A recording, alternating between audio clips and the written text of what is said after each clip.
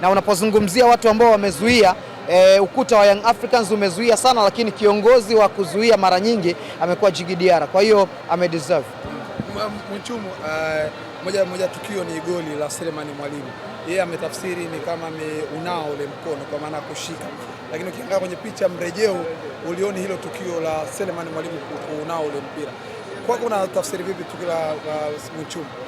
Kwangu mimi nilikuwa katika eneo ambalo kusema kweli sikupata nafasi ya kuona picha ya kurejea, na mpira ni mchezo ambao unakwenda kwa haraka kidogo, na Mwichu alikuwa katikati pale, alikuwa karibu na tukio.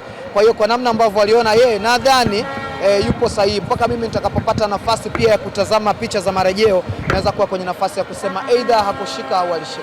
Yanga leo hakuwa kwenye ubora wake kabisa. Ni kweli kabisa, hakuwa kwenye ubora wake, na uliona mara nyingi wachezaji walikuwa wanaukimbia lile eneo la Djigui Diarra, hasa viungo walikuwa wanakimbia kwenda kupokea mipira, wakalazimika kupiga mipira mirefu, lakini pia bado hawakuwa na accuracy kwenye pasi.